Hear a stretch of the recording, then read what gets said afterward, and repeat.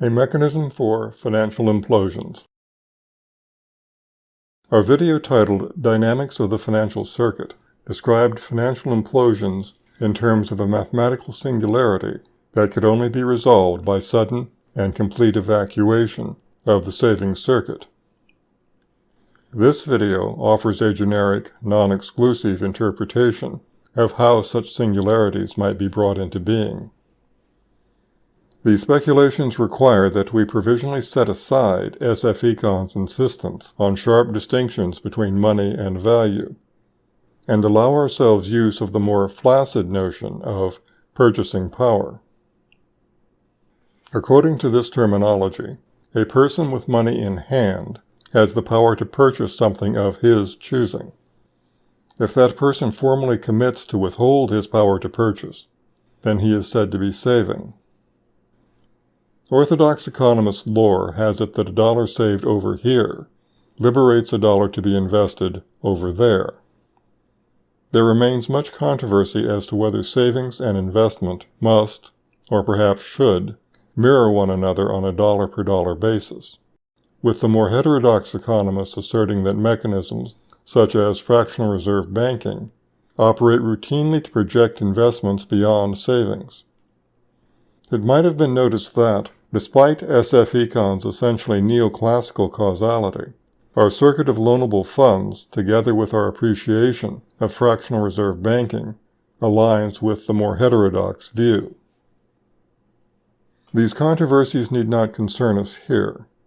Our purposes are adequately served if we accept that the bonds between savings and investment are, if not rigid, at least connected by some elastic force. It would then seem that purchasing power must be perceived in one of two possible states. 1. The power to purchase is being withheld in order to secure a passive income stream. Or 2. The power to purchase is being actively used to create the assets that generate passive incomes. Realizing that the economy is only ever transacting a finite array of goods, it must also be true that the total amount of purchasing power is, at any given time, also fixed. The area of either rectangle in our illustration is intended to represent the total of all purchasing power. To the extent that the total amount of all purchasing power might be constant, what purchasing power might be moved out of one state must appear in the other. One state cannot increase unless the other decreases, and one state cannot decrease unless the other increases. With purchasing power being limited and constrained to either of just two states, there arises the possibility of an unhealthy distribution of economic potential between the passive and active states. We further note a natural tendency for such maldistributions to develop, because interest payments must flow from that portion of purchasing power in active use into that portion of purchasing power that is withheld from use in order to attract passive income. So there always exists a default positive feedback system that tends to move all purchasing power into the state that demands passive returns, while evacuating purchasing power from the economic activity that might create passive incomes. Equilibrium can only arrive in such a system when all passive incomes are being continuously recycled back into the activity by which passive incomes are generated. But nothing requires those enjoying passive incomes to spend the amounts necessary to achieve equilibrium. To whatever extent they elect to withhold portions of their passive income, the positive feedback system will operate to secure ever greater passive income flows in the future. At some point, the wealthy will have attained accumulating flows of new wealth that they themselves cannot possibly spend, and the positive feedback of acquisition can no longer be controlled by familiar economic operations. The House of Saud, for example, generates more income through its oil exports than they can ever spend. Their excess accumulates in U.S. Treasury paper, where it languishes, merely demanding passive returns from American taxpayers. Carried to its extreme, taxpayers could theoretically become so lacking in the active purchasing power with which to turn the wheels of industry that they would no longer have the wherewithal to pay taxes. More generally, we must conclude that at some point, so much purchasing power will be sequestered in service to generating passive incomes that the remaining purchasing power available to support economic processes cannot generate the passive income to justify current savings levels. Then the singularity arrives, and another of history's financial collapses will have taken place. History presents us with several mechanisms for aborting these phenomena while preserving social order. The most effective have been the debt jubilees decreed throughout recorded history. Solon of Athens is known to us as a great statesman because he successfully negotiated a land reform that greatly reduced his wealth as well as that of his social peers to benefit hoi polloi. Solon's close contemporary, Nehemiah, canceled most debts in order to release the energies needed to reconstruct Jerusalem during the Second Temple period. Alfred the Great was among the many medieval monarchs who revived the biblical practice of regular debt cancellation every 7 years, so that everyone knew exactly when their financial arrangements would have to be wound up. Late industrial capitalism evolved its own, less direct means of dealing with unsupportable misallocations of capital. The mechanism with which we are most familiar is simply to allow the singularity to occur and work itself out by way of a stock market crash. The crash takes form in writing off non-performing investment capital, which, having ceased to be investments in any operative sense, simply cease to exist in any form whatever. Such periodic financial implosions have occurred with such regularity in the capitalist period that they might be usefully regarded as corrective phenomena that are a natural appendage to capitalism.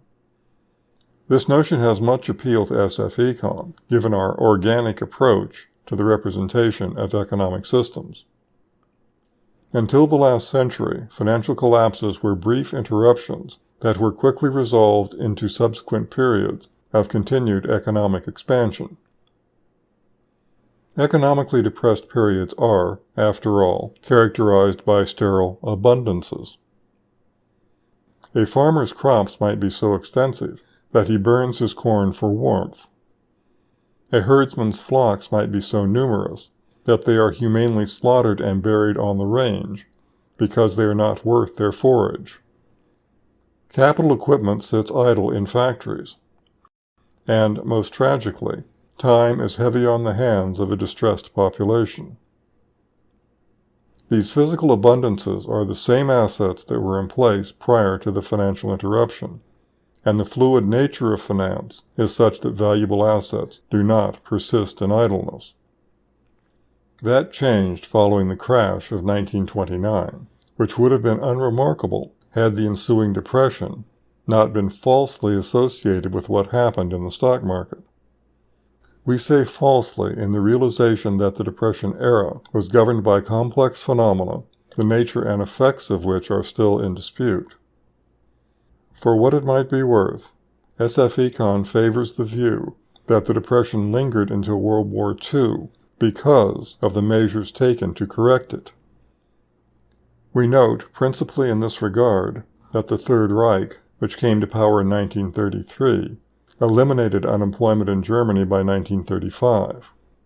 The Reich's method was to put purchasing power into the hands of those most in need, who would of course immediately spend it in order to relieve their need. Thus purchasing power surged into activity and was quickly matched by investments that were the desired reanimation of financial activity. The economic successes of the soon-to-coalesce Axis powers were closely observed by John Maynard Keynes. Keynes published his augmented findings in 1936 as The General Theory of Employment, Interest, and Money.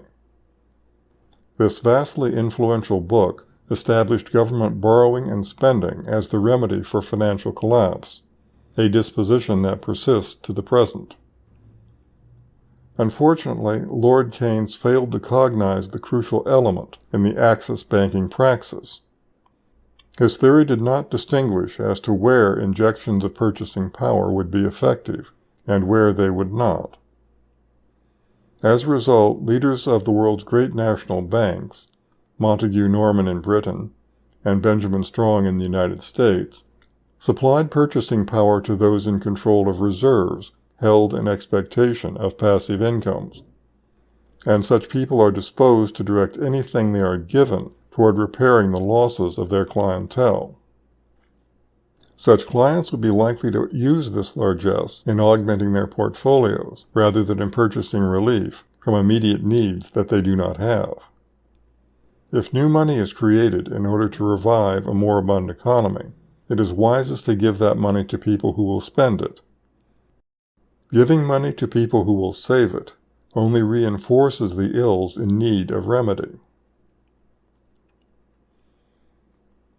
Lord Norman famously assessed the result of his policy as follows. Looking back, it now seems that we achieved absolutely nothing.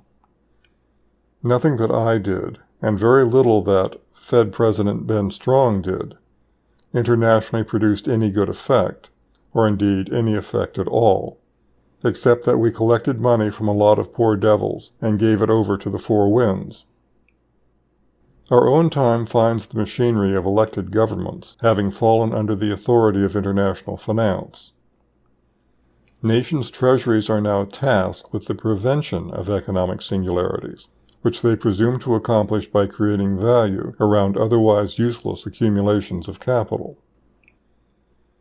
This is being effected in the United States by making the dollar a carry currency, that is, eliminating the dollar's associated interest rate, or even effectively driving it negative with respect to inflation.